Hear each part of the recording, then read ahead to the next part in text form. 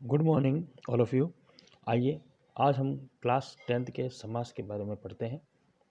समास समास की परिभाषा विभक्ति विहीन दो या दो से अधिक शब्दों के सार्थक योग को समास कहते हैं। जैसे महापुरुष, महान है जो पुरुष है जो, ये विभक्ति है इसकी। समास के भेद, समास के 6 भेद होते हैं। अव्ययी भाव समास, कर्मधारय समास, द्विगु समास, द्वंद्व समास, तत्पुरुष समास, बहुव्रीहि समास। इसके 6 भेद होते हैं। 6 भेद से सारा समास पता चलता है। नंबर 1, अव्ययी भाव समास। जिस समस्त पद का मतलब होता है ये कि पूरा एक शब्द, समस्त पद का पहला पद अव्यय हो।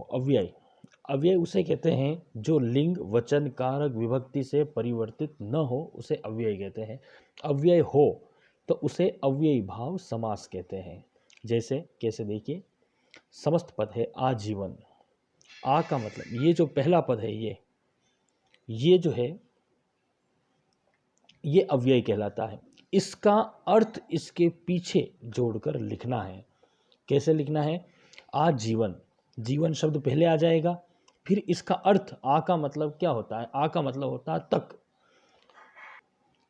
तक का मतलब पर्यंत, जीवन पर्यंत। उसी तरह यथा शक्ति, यथा जो है यह पहला पद है, शक्ति पहले लिखा जाएगा, फिर यथा का अर्थ इसके पीछे जोड़कर लिखा जाएगा। यथा का मतलब होता है अनुसार, तो शक्ति के अनुसार। उसी तरह भरपेट, पेट भरकर।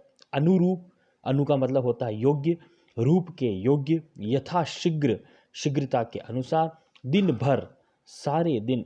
प्रति का मतलब होता है एक, प्रत्येक दिन, एक एक दिन। आमरण, मरने तक। आजन्म, जन्म तक। निडर, नी का मतलब होता है बिना डरे, कि बिना डरे। निर्विवाद, बिना विवाद के। यथा समय, समय के अनुसार। अनजाने, बिना जाने। तो ये इनके अर्थ होते हैं। अव्यय भाव समास में पहला पद अव्यय होता है। इसका अर्थ, इस शब्द को पहले लिखकर इसके बाद इसका अर्थ लिखा जाता है, उसे अव्यय भाव समास कहते हैं। आइए दूसरे नंबर पर देखते हैं कर्मधारय समास।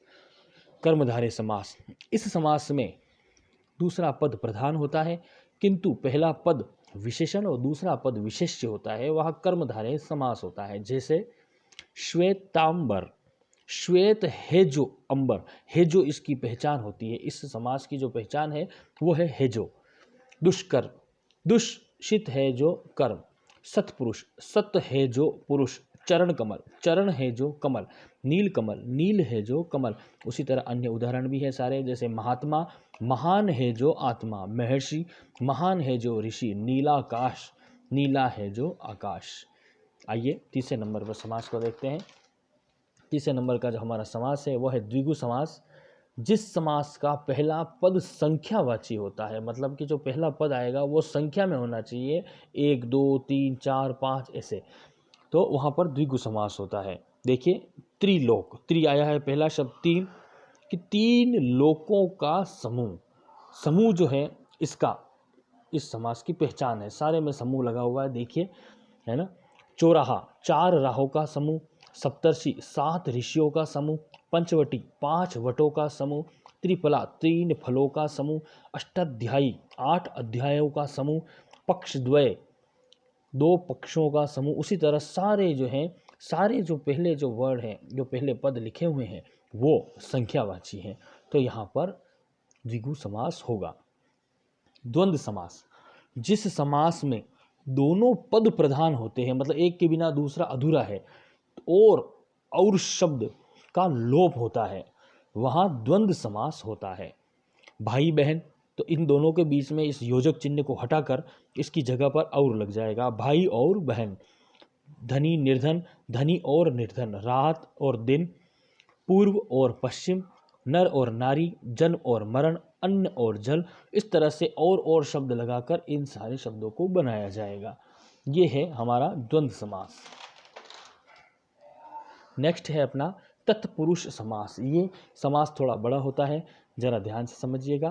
तत्पुरुष समास में द्वितीय पद प्रधान होता है और कारकों का प्रयोग होता है। इसमें कारकों का प्रयोग किया जाता है, और इसमें सबसे बड़ी बात कर्ता और संबोधन कारक का प्रयोग नहीं होता है। बाकी 6 कारक इसमें प्रयोग में लाए जाते हैं। कैसे? सबसे पहले देखिए कर्म तत्पुरुष, जिसमें विभक्ति लगती है को। स्वर्ग प्राप्त, स्वर्ग को प्राप्त। शरणागत, शरण को आया। ग्रहागत, ग्रह को आया। ग्रामागत, ग्राम को गया। सर्वज्ञ, सबको जानने वाला। इसमें को शब्द इसमें विभक्ति लगी है। कर्ण तत्पुरुष से और के द्वारा। वाक युद्ध, वाक से युद्ध, मुंह से युद्ध करना। नीति युक्त, नीति से युक्त। पद दलित, पद से दलित। मत मत, मद से मत। नेत्रहीन, नेत्र से हीन। उसी तरह संप्रदान तत्पुरुष, जिसमें के लिए विभक्ति लगती है। रसोई गर, रसोई के लिए गर। राह खर्च, राह के लिए खर्च। सभा मंडप, सभा के लिए मंडप। हाथ डाक गाड़ी, डाक के लिए गाड़ी। मार्ग व्यय, मार्ग के लिए व्यय। इस तरह इन उदाहरणों को समझा जाता है। नेक्स्ट आता है अपना अपादान तत्पुरुष, जिसमें से अलग, पृथक की बात होती है। दोष से मुक्त, पथ से भ्रष्ट, भय से भीत, दूर से आगत, आया हुआ, है ना। इसमें से का प्रयोग है और ये अलग है, सब चीज़ों से अलग हो रहा है। संबंध तत्पुरुष काके की रारेरी, इसमें नगर सेठ, नगर का सेठ। राष्ट्रपति, राष्ट्र का पति। कन्यादान, कन्या का दान। अधिकरण में पेपर।